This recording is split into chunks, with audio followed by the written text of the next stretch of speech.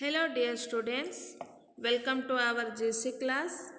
So, children, we are learning our lesson 4, that is adaptation in animals. Okay, in this lesson, we have already completed about our adaptation, need for adaptation in animals by habitat, and adaptation for food. So, children, today we will discuss about some other adaptations.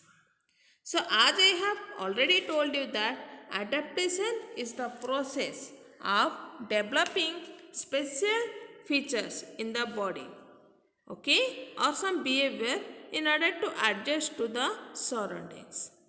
All animals are not looking alike. All are different.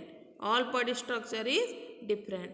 According that, they are adjusting in the different environment. Okay, children, why I am repeatedly telling? So that you will remember it easily.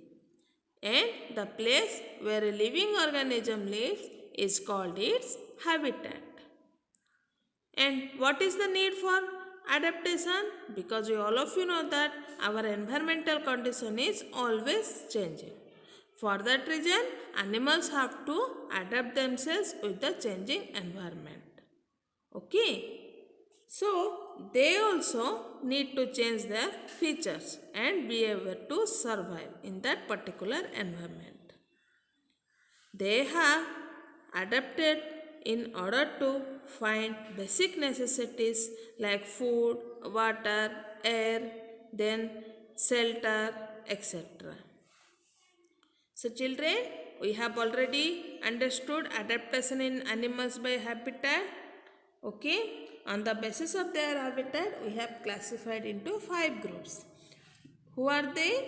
Terrestrial animals, then our aquatic animals, then our amphibians, arboreal animals, and our aerial animals. Okay, according to their place of living, because these all are living in different places. And adaptation for food, if we will consider, we have classified into 3 types. That also we have bred. Who are they? Herbivorous, carnivorous, and our omnivorous according their food. Okay, herbivorous are only eating plant, carnivorous eating only flesh, where omnivorous are eating both plant and flesh. So, children, today we will discuss some other adaptations. Animals are hunted and eaten by other animals. Okay, every animal tries to protect itself from enemies. They have different features as adaptations for protection from their enemies. Okay, children? So, here the figures you can see tortoise and our snail. Okay, tortoise and snails have hard cells that cover and protect their soft bodies.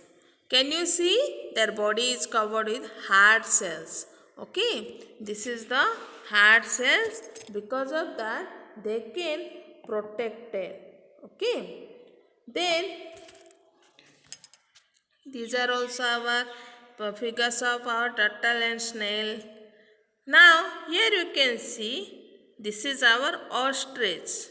They have strong legs. Okay, this is our ostrich and this is our leopard. This is our deer. All of you know it, isn't it? And this animal is our tiger. Okay, these all animals have strong legs. For that reason, they can run very fast on sensing danger. Okay. Then this is our fox, snow fox. Snow fox and our polar bears are white in color and they are staying in our cold region.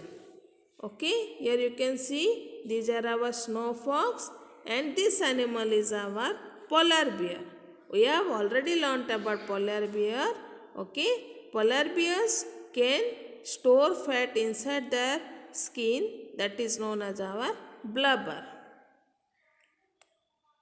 As they are white in color, it is very difficult to spot them in the snow. We cannot find out them easily. They can hide in the snow. And this is our hedgehogs. Okay? These animals have spines to defend against predators. Okay? Hedgehogs have spines. You can see spines all over their body. These all are our spines. Okay? This helps them to protect against the predators. Okay, from their enemies they can be protected easily because of the spines. Okay, children, this is all about our some animals who are protecting themselves from enemies because they have different types of body structure. Okay, children, I hope you all of you have understood about this. Next class, we will learn about the care and concern for the animals. How we can take care of them and what is the importance we can give them, that we will learn. So, children, stay safely at your home and keep on learning. Thank you.